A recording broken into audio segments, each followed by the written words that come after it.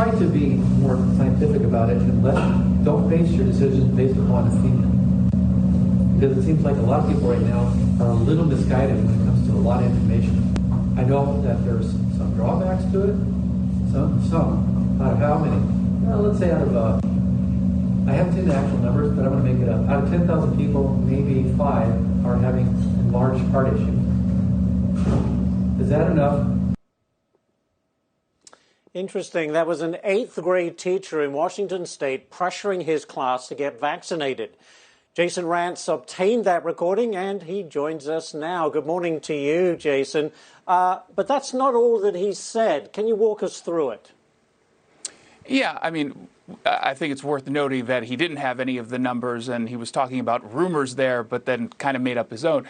He doesn't just downplay some of the side effects. He also said that we're not particularly good Americans as it relates to mask wearing, and how the implication being how we're selfish because some people don't want to wear a mask even after they're vaccinated. And I think that doing this in front of kids who did not need to show up to class to get pressured into taking a vaccine that maybe they don't need, maybe they don't want, a decision that has to be left up to themselves, their parents, and their doctors, is just clearly inappropriate. So I'm glad that in this case it was a student who had just taken out his cell phone or her cell phone and started to record, because the student knew what was going on was inappropriate.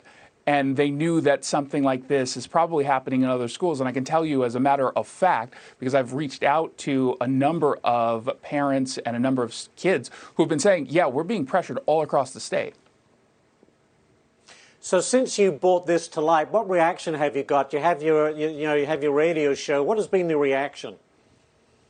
Well, I've heard directly from parents who say this is not just happening. In this case, it's in Sumner, Washington. It's happening all over the place. The school itself actually, I think, handled this appropriately, saying our position is not one to push vaccines on any student.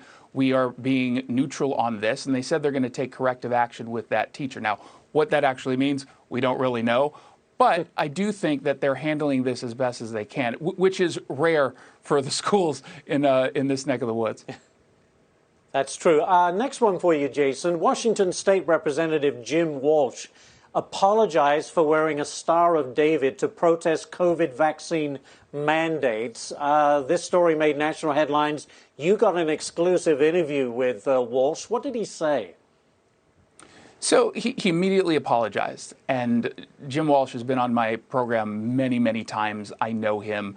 He legitimately felt bad for what he did, and he should have apologized. What he did was clearly inappropriate.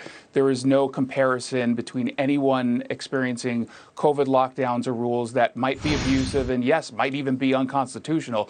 But there's no comparison between what Jews went through in the Holocaust. He said he intended it to show common humanity with people who have been persecuted, and he acknowledged that this was an inappropriate way to go about that activism.